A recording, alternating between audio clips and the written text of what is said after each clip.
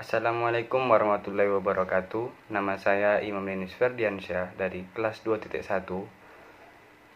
Fakultas Hukum Universitas Widya Mataram. Di sini kami akan menjelaskan sebuah makalah yang berjudul Utilitarianisme, Sejarah, Konsep, dan Peran.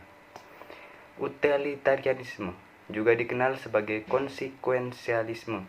Teori semacam itu bertentangan dengan egoisme, pandangan bahwa seseorang harus mengejar kepentingannya sendiri, bahkan dengan mengorbankan orang lain, dan tetap terhadap teori etika apapun yang menganggap beberapa tindakan atau jenis tindakan sebagai benar atau salah, terlepas dari konsekuensi mereka. Teori moral utilitarian berfokus pada tindakan daripada individu. Perhatian utama dari teori-teori tersebut adalah tindakan mana yang benar atau moral, dan individu bermoral hanyalah orang-orang yang melakukan tindakan moral. Jadi, fitur utama dari setiap teori utilitarian adalah penerimaannya terhadap prinsip utilitas. Prinsip ini menyatakan bahwa tindakan yang baik atau melakukan hal yang benar hasil ketika orang memilih untuk memaksimalkan utilitas atau kebahagiaan.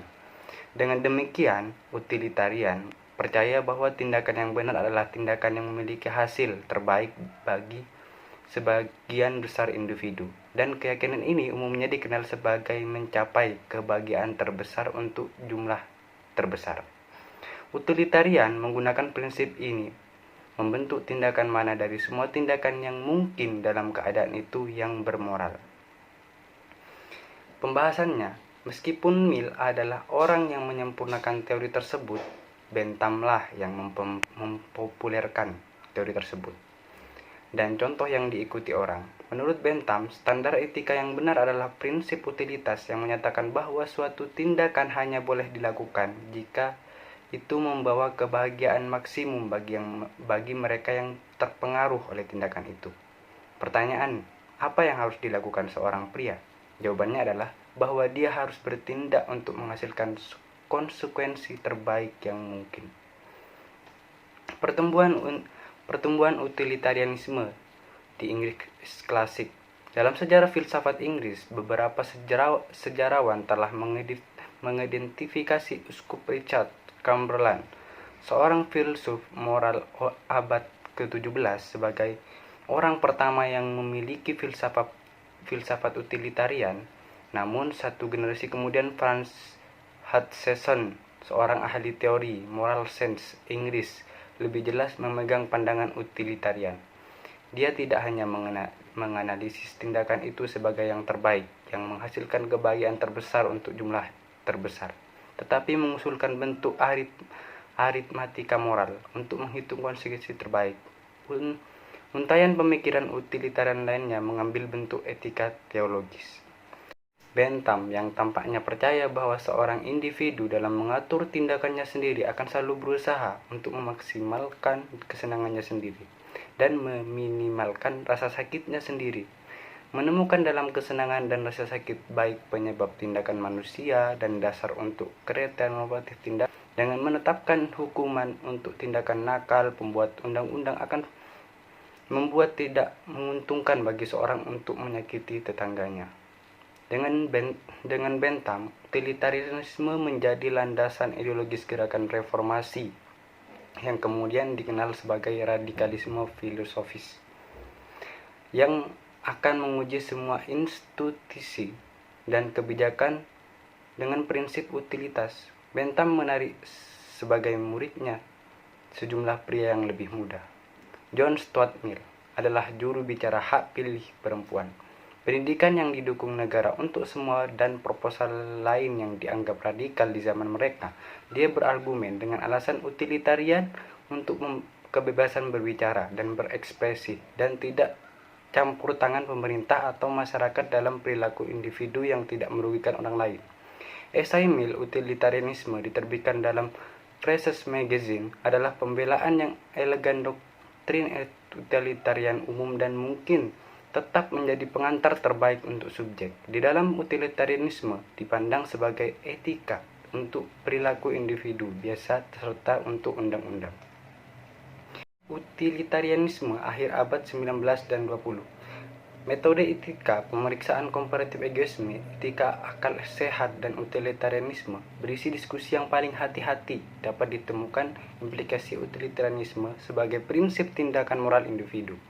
Moore berpendapat untuk seperangkat cita-cita yang melampaui hedonisme dengan mengusulkan bahwa seorang secara imajinatif membandingkan alam semesta di mana ada jumlah kesenangan yang sama tetapi jumlah pengetahuan dan kombinasi lain yang berbeda.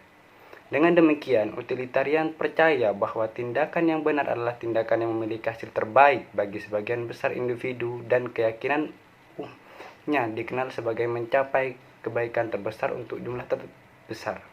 Utilitarian menggunakan prinsip ini untuk menentukan tindakan mana dari semua tindakan yang mungkin dilakukan dalam keadaan tersebut yang bermoral. Teori utilitarian juga umumnya bersikeras bahwa individu diperhitungkan secara setara ketika menentukan konsekuensi dari tindakan apapun yang diberikan.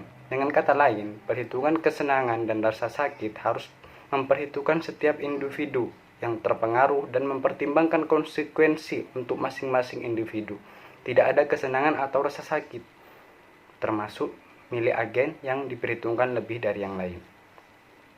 Secara metodologi, Bentham percaya bahwa hanya dalam hal interpretasi utilitarian, kata-kata seperti seharusnya, benar, dan salah memiliki arti, dan bahwa setiap kali ada orang yang mencoba memerangi prinsip utilitas, dia melakukannya dengan alasan yang diambil dari prinsip itu sendiri. Salah satu utilitarian terkemuka di akhir abad ke-19, seorang filsuf Cambridge, Henry Sandwich, menolak teori motivasi mereka serta teori Bentham tentang arti istilah moral dan berusaha mendukung utilitarianisme dengan menunjukkan bahwa itu mengikut dari sistematis refleksi pada moralitas atau akal sehat.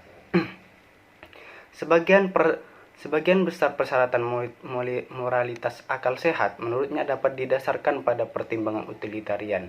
Selain itu, ia beralasan bahwa utilitarianisme dapat memecahkan kesulitan dan kebingungan yang muncul dari ketidakjelasan. Dengan inkonsistensi doktrin akal sehat, sebagian besar pembelaan etika utilitarian terdiri dari menjawab keberatan-keberatan ini, baik dengan menunjukkan bahwa utilitarianisme tidak memiliki implikasi yang mereka klaim memilikinya atau dengan memperdebatkan intuisi moral para penentangnya. Utilitarianisme dalam berbagai bidang. Pengaruh utilitarianisme telah meluas, merasuki kehidupan intelektual selama 2 abad terakhir. Teori utilitarian tentang pembenaran hukum bertentangan dengan teori retributif, yang menurutnya hukuman dimaksudkan untuk membuat penjahat atau membayar kejahatannya. Menurutnya, utilitarian alasan hukum sepenuhnya untuk mencegah kejahatan lebih lanjut, baik dengan mereformasi penjahat atau melindungi masyarakat dari dia dan mencegah orang lain dari kejahatan melalui rasa takut hukuman. Dalam filosofi politiknya, utilitarianisme mendasarkan otoritian hak-hak individu pada kegunaannya, sehingga memberikan alternatif bagi teori-teori hukum kodrat, hak kodrat, atau kontrak sosial.